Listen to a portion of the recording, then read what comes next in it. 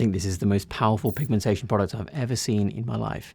I think it probably blows industry standards like hydroquinone out of the water now. In literally just 12 weeks, people are completely getting rid of their melasma according to these case pictures. And there's a biochemical reason for it too. So stay tuned for that biochemistry to understand why some products don't always live up to the hype when it comes to treating pigmentation, and why this one has such a higher ability to treat dark spots compared to others.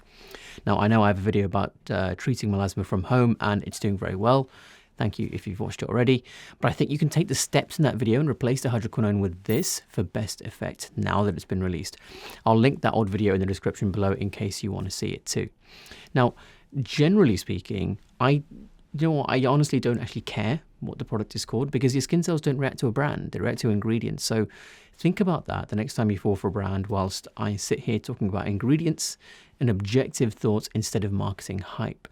And the ingredient in question here is thiamidol, and it's from a company you've probably walked past many times in a drugstore but never noticed. It's called Eucerin. It's a German brand. I love Germany, as you can tell. That started at the end of the 19th century, I think, but I could be wrong, so don't quote me.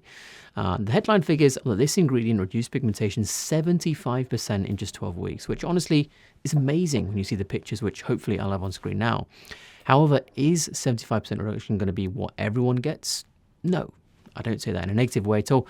I just think you need to realize that statistics like that are either cherry-picked or they're an average. So it will never mean that everyone is going to improve exactly the same. But to be bold enough to claim and show a huge 75% reduction in such a short space of time is extraordinary. But the questions are, how does it actually work? Why don't other products get anywhere near? And how do I actually use it to get results like this? Essentially, it inhibits a pigment-producing enzyme called tyrosinase. It's a copper-based enzyme that's part of a family of enzymes called polyphenol oxidases, and it's a rate-limiting step in producing pigmentation. It's an oxidizer that carries out in our skin something called the Raper-Mason pathway. It's far too much for me to go into great detail about that here, because you do need a good understanding of biochemistry in order for it to make sense. However, the upshot of it all is that it takes an amino acid called tyrosine, hence the name tyrosinase, and converts it through many steps into either eumelanin or pheomelanin by oxidation. And the mix of both of those is ultimately why we have things like dark spots or pigmentation, or just generally darker and browner skin like mine, because there's more being deposited. Now, the key is to understand that it's a rate-limiting step. In other words, if you slow this down, then everything downstream of that in terms of biochemical cascades also slow down, because they're dependent on this initial step.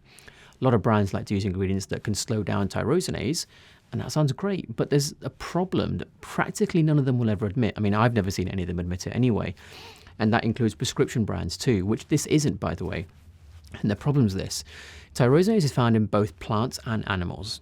What you and the public don't always see is that when you're a manufacturer and you want to test your product for efficacy, you need to get a hold of some tyrosinase for your lab to run tests on.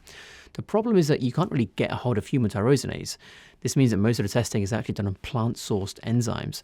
And the issue is actually a big deal, even if most brands pretend it isn't, so they don't look bad.